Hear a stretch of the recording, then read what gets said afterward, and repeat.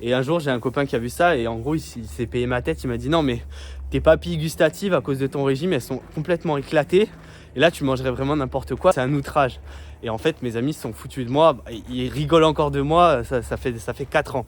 Salut tout le monde, c'est Thomas. Bon, aujourd'hui, on va continuer un peu dans la lignée de la vidéo d'hier. On va parler de perte de poids. Et aujourd'hui, je vais essayer de vous expliquer pourquoi est-ce que faire une sèche extrême, c'est pas aussi cool que ce que les gens peuvent le penser. Ça a l'air vachement cool en photo, mais en réalité, c'est tout autre chose. Ça a un coût, il y a des sacrifices à faire. Et aujourd'hui, je vais vous parler des effets secondaires d'une sèche extrême. Il faut savoir que cette vidéo, j'ai eu envie de la faire parce que cette année, il y a un jeune influenceur, il me semble britannique, qui est mort, qui s'appelait Scott Murray, qui avait un rythme de vie effréné vis-à-vis de ses objectifs physiques. Il était complètement déchiré physiquement, hein. Il était à des niveaux de graisse corporelle très bas toute l'année. Il était environ à 6%, 5-6% de mémoire. A priori, il en est mort, carrément.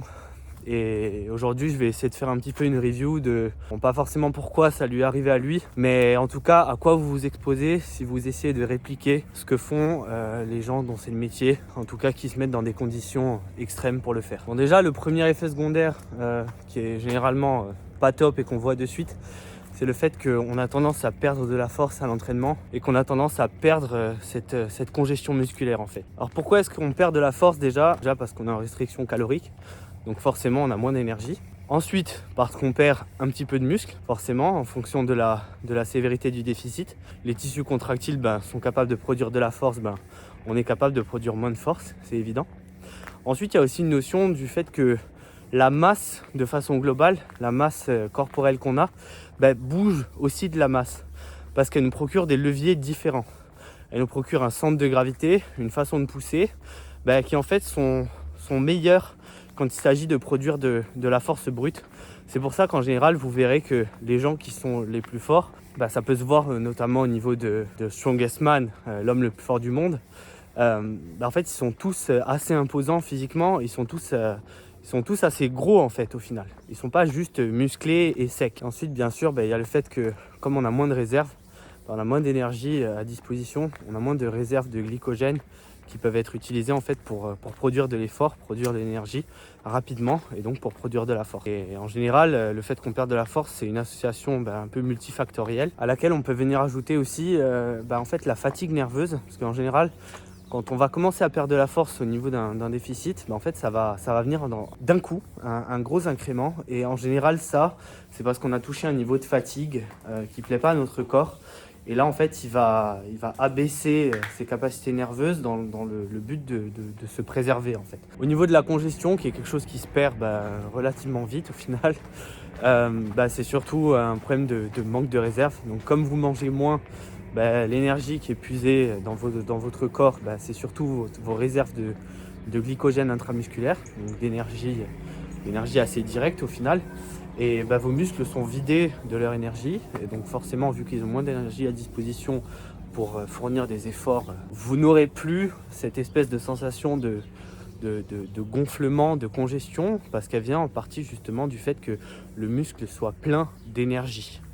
C'est pour ça qu'on dit qu'on se sent vidé. En fait, on a les muscles qui sont vidés de leur énergie et on perd donc cette capacité en fait à utiliser les nutriments qui sont présents dedans et à produire en fait des déchets métaboliques qui donnent en fait cette congestion au final, cette impression en fait que notre muscle il est gonflé et rempli. Donc ouais, la congestion, c'est pas qu'une affaire de sang qui arrive dans le muscle, c'est aussi une question d'énergie qui est disponible pour la produire.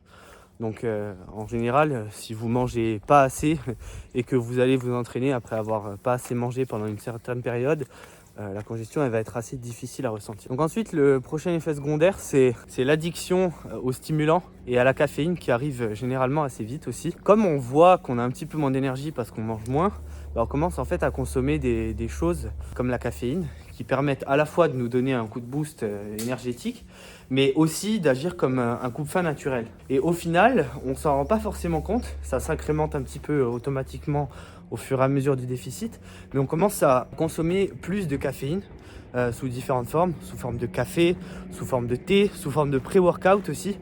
Et on a vite fait en fait de consommer de grosses quantités de caféine pour se maintenir en fait en état d'alerte, non seulement avoir de l'énergie, mais en plus avoir cet effet coupe-faim et être moins focalisé sur la nourriture.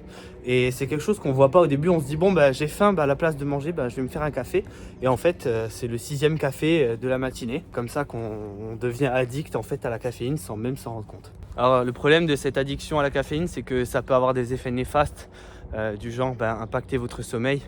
Mais en plus de ça, ça vous maintient aussi dans un espèce de constant état d'alerte. Et cet état d'alerte, en fait, il vous cause une fatigue globale qui vous la ressentirez peut-être pas au bout de 5 jours, 6 jours, mais au bout de 1 mois et demi, en fait, vous pouvez cracher complètement parce que vous voyez que vous vous êtes maintenu en éveil malgré des niveaux de fatigue que vous avez cachés.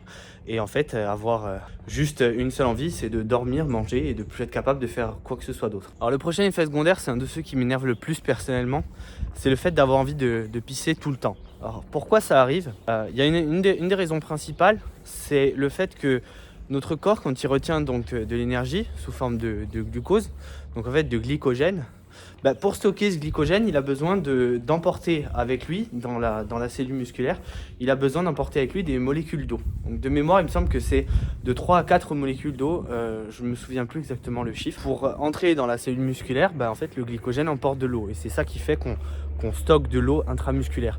Maintenant, quand vous êtes en déficit, forcément vos réserves de glycogène, vous allez les utiliser pour subsister ou pour vos entraînements. Donc du coup, vos muscles vont être moins pleins. Et comme ils sont moins pleins, en fait, il y a moins besoin d'emporter de l'eau avec le glycogène dans la cellule. Donc en fait, qu'est-ce qui se passe? Tout l'excès d'eau que vous buvez par rapport à votre consommation habituelle, en fait, vous allez l'évacuer. Et ce que ça va produire, c'est qu'en fait vous allez pisser une fois toutes les demi-heures en quantité. Vous allez vous dire qu'en fait vous n'êtes plus du tout étanche, ce qui est insupportable, notamment quand ça vous réveille la nuit, parce que votre vessie est pleine et qu'en fait il faut littéralement vous lever en pleine nuit pour aller pisser. Chose que je déteste par-dessus tout. Alors chose dans le même style, forcément le sommeil perturbé qui vient avec ce que je viens de vous citer. Alors il y a le fait de se lever pour pisser, mais pour beaucoup de gens, il y a aussi le fait de se coucher avec la faim. Et pour ceux qui ne se couchent pas avec la faim parce qu'ils mangent juste avant de dormir, comme moi en règle générale, c'est se lever, être levé en fait par le besoin de manger. Parce qu'en fait votre corps il vous réclame de vous lever en fait et d'aller entre guillemets chasser pour votre survie. Parce que pour lui à l'instant T c'est la chose la plus importante et le sommeil ça peut venir après quoi. Et vous tombez sur des gars qui dorment entre 3 et 4 heures par nuit en fait parce qu'ils n'arrivent plus à trouver le repos. Pourquoi? Parce qu'ils ont faim en priorité en fait et leur corps leur dit non, arrête de dormir, va chercher à manger. Et je pense que ça c'est un des effets les plus délétères dans le sens où quand le sommeil se casse la gueule, en fait vous pouvez être sûr que tout le reste ça tient sur quasiment rien en fait. Parce que le sommeil c'est censé être le fondamental, c'est censé être la base, que ce soit pour votre énergie, pour avoir de la force, pour aussi vos hormones.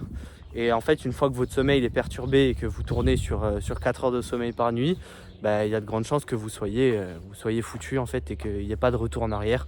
C'est soit vous continuez à fond malgré le problème, soit vous arrêtez en fait. Donc un symptôme qui vient souvent aussi après le sommeil, c'est l'irritabilité. Alors l'irritabilité, c'est pas forcément le manque de sommeil. Souvent aussi, c'est le fait d'avoir faim et de pas avoir beaucoup d'énergie.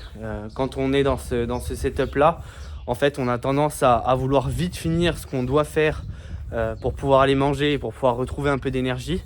Et quand on a des petits obstacles un peu bidons du genre j'ai fait tomber une tasse par terre, il faut ramasser les morceaux, ça peut paraître en fait un monde par rapport à habituellement et on peut s'énerver très très vite, même contre les gens qui nous entourent. Alors c'est quelque chose contre lequel on peut faire l'effort parce qu'on sait que ça va arriver, on peut rester conscient du fait que ça va arriver et avec les années d'expérience ça arrive moins en règle générale. Mais ouais, c'est quelque chose qui est quand même assez difficile à vivre, il faut réussir à s'attraper, se dire oula là je vais m'énerver, je suis en train de m'énerver, je sais pourquoi c'est et arriver à se contrôler et jusqu'à pouvoir après en fait se sustenter on va dire. Alors la suite, le fait d'avoir tout le temps froid. Alors ça vient de plusieurs choses. Alors déjà vous avez moins de graisse corporelle, donc forcément vous avez moins de gras pour vous faire l'isolation.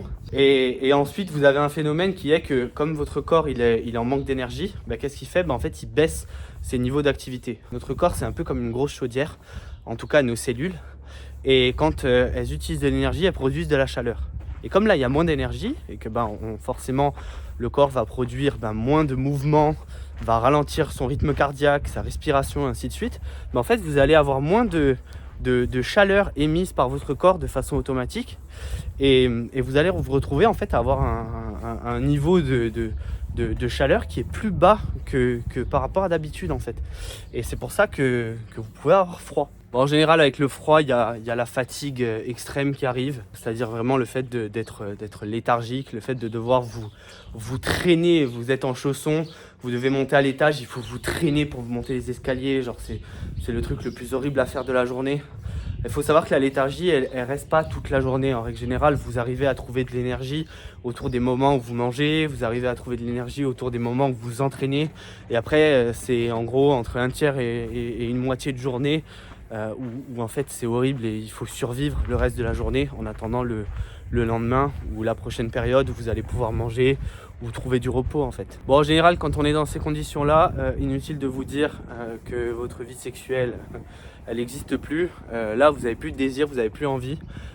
Les seules choses qui vous intéressent, c'est en fait vous nourrir et trouver d'une façon de vous reposer ou alors de couper votre attention pour penser à autre chose en fait. Et en général, ça passe pas par le fait d'avoir du désir, tout simplement parce que votre corps il s'est déprogrammé pour ça. Alors pour revenir sur la nourriture, en général, quand vous commencez à être vraiment bas en body fat, vous allez commencer en fait à avoir faim de façon quasi permanente, voire même à ce que en fait les repas que vous mangez, peu importe le volume, peu importe le nombre de calories, en fait ne vous procurent pas de satisfaction. Et en général, c'est là qu'on commence à être vraiment food focus, c'est-à-dire à essayer de trouver en permanence des façons d'avoir le moins faim possible, des façons de passer au travers le fait de penser à la nourriture. Ou alors, pour certaines personnes, c'est au contraire, elles se focalisent sur la nourriture, elles regardent des vidéos de nourriture, elles essayent de trouver qu'est-ce qu'elles mangeraient si elles n'étaient pas au régime, elles rêvent la nuit de nourriture. C'est personnellement pas quelque chose qui m'est déjà arrivé, mais je sais que c'est déjà arrivé à certains de mes amis. Donc avec ça, vous avez aussi un changement au niveau de votre goût, c'est-à-dire ce que vous considérez comme étant bon ou pas bon. En règle générale, on commence à aimer un petit peu de n'importe quoi. Je pense que 99% des gens se diraient « Oh, les flocons d'avoine, c'est vraiment dégueulasse ». Ce qui n'est pas forcément vrai non plus. Mais quand vous êtes au régime, sur un régime vraiment extrême, les flocons d'avoine, vous adorez ça. Tout a un goût de fou. Même des brocolis nature vapeur, ça a beaucoup de goût. Alors ça a le bon côté que du coup, vous appréciez la nourriture au niveau du goût et vous trouvez ça cool d'aimer les nourritures que vous aimez pas d'habitude et qui vous dégoûtent. Par contre, vous commencez à faire des choses à peu près idiotes. Alors moi, il y a un truc que j'avais fait. Mes amis s'étaient largement foutus de ma gueule pour ça. J'avais vu un gars manger dans son riz blanc une banane et j'avais essayé et je m'étais dit putain mais riz banane c'est trop bon. Et genre je m'étais fait un rituel de manger riz banane. Et un jour j'ai un copain qui a vu ça et en gros il s'est payé ma tête, il m'a dit non mais tes papilles gustatives à cause de ton régime elles sont complètement éclatées et là tu mangerais vraiment n'importe quoi, riz banane c'est un outrage. Et en fait mes amis se sont foutus de moi, ils rigolent encore de moi, ça fait 4 ans. Et voilà, c'était la petite anecdote. Après, il y a quelque chose que j'ai pas forcément expérimenté moi-même, mais je sais que des proches l'ont déjà expérimenté. C'est les TCA, les troubles compulsifs alimentaires. Après un régime, en gros, la frustration elle peut paraître tellement intense de s'être privé qu'en fait on va rebondir, on va faire exactement le chemin inverse. On va se dire là, à l'inverse, je vais pas me priver du tout, je vais manger ce que je veux. Et ça peut conduire à des comportements vis-à-vis de l'alimentation en fait qui sont complètement déraisonnables, qui sont complètement à l'inverse de ce qu'ils ont fait jusqu'à présent. On voit des gens reprendre beaucoup de poids, des 20, 30, 40 kilos, et garder ces kilos au cours du temps, et garder en fait ce souvenir que en fait, l'alimentation, quand c'est privatif, c'est horrible, et on veut pas revivre ça, et on veut manger des choses qui nous plaisent, et pas se priver, et ça peut rester mentalement pendant des années. C'est pour ça que tout le monde ne devrait pas faire ça. Si vous savez que vous avez des sensibilités vis-à-vis des sujets alimentaires, réfléchissez bien. N'essayez pas de faire quelque chose qui peut vous blesser sur le moyen, voire très long terme en fait. Dans les derniers effets, il y a ce qu'on appelle le body focus. Ça, c'est en gros les problèmes d'image corporelle. On a tendance à beaucoup se regarder, on a tendance à beaucoup passer du temps devant le miroir, à essayer de regarder les détails apparaître sur notre physique, à prendre des photos, prendre des vidéos. Et ça peut vite devenir en fait une obsession. en fait au point où on commence à se dire que c'est normal d'avoir un corps extrêmement sec, que ça devrait faire partie de notre quotidien. Et le chemin inverse où en fait on commence à perdre du détail, à perdre du rendu, c'est quelque chose qui peut être très difficile pour beaucoup de gens en fait, parce qu'ils ont passé tellement de temps à regarder où est-ce qu'ils en étaient, à regarder leur corps et en fait à s'attacher émotionnellement à l'endroit où ils sont au niveau de leur body fat, en fait, qu'une fois qu'ils le perdent, en fait ça les fait vriller tout simplement. Bon, et enfin, et pas des moindres, avec tout ça vient une chose, c'est plus ou moins l'addiction à l'exercice, au fait de s'entraîner. Quand vous commencez à développer en fait le besoin d'avoir des niveaux d'activité très élevés tous les jours, sans prendre de pause, sans penser à vous reposer, sans penser que vous reposer peut être bénéfique pour vous et que vous voulez maintenir un rythme effréné, malgré le fait d'avoir déjà des effets négatifs dans votre vie en fait. Là, on est vraiment sur une addiction au global. Et c'est a priori ce dont a souffert justement le jeune Scott Murray dont je vous ai parlé en début de vidéo. De ce que j'en sais, il mangeait énormément de calories, mais il faisait aussi énormément d'efforts. Il faisait plusieurs heures de cardio par jour. Il s'entraînait tous les jours, en muscu y compris. Et en fait, il souffrait déjà de tous ces effets secondaires, tous confondus. Et en fait, il continuait. Bon, il était influenceur, donc du coup, pour lui, c'était un petit peu son business, on va dire. Et a priori, il est décédé de crise cardiaque. Alors, on n'est pas sûr que ce soit lié à son rythme de vie directement. Mais en tout cas, est-ce que faire un régime dans des conditions extrêmes et continuer à faire énormément d'activités tout le temps, malgré la fatigue, malgré le fait de dormir 3 heures par nuit, est-ce que ça peut avoir un impact sur votre condition cardiovasculaire? Oui, clairement. Il y a aussi d'autres choses qui peuvent jouer, comme par exemple des problèmes au niveau de la balance hydrique, donc des minéraux, sodium, potassium, qui peuvent créer des troubles cardiaques. Je ne sais pas exactement dans quelles conditions est-ce que ça s'est passé, mais en tout cas, il a fait un peu parler de lui après son décès, par rapport au fait justement que ce qu'il faisait, on n'était plus dans le sport santé, là en fait, on était dans le sport performance, voire même une performance qui avait même plus lieu d'être en fait, parce que une performance, elle existe un jour. Elle n'a pas besoin d'exister tout le reste d'une année. Ça dépend en fait comment on se positionne. Mais ce jeune, il avait décidé en fait que ça devait être sa vie et la façon dont il allait vivre. Et en fait, il a fait une croix sur énormément de choses, y compris sa santé potentiellement. Donc voilà, je vais essayer de poser le mot de la fin. Moi, c'est pour rappeler à tous les gens qui voient des physiques extraordinaires sur les réseaux sociaux et qui pensent que c'est super, que c'est trop cool. Malgré les produits que la plupart de ces influenceurs utilisent, faut savoir que ces effets secondaires, personne ne peut s'en protéger en fait, malgré les aides chimiques.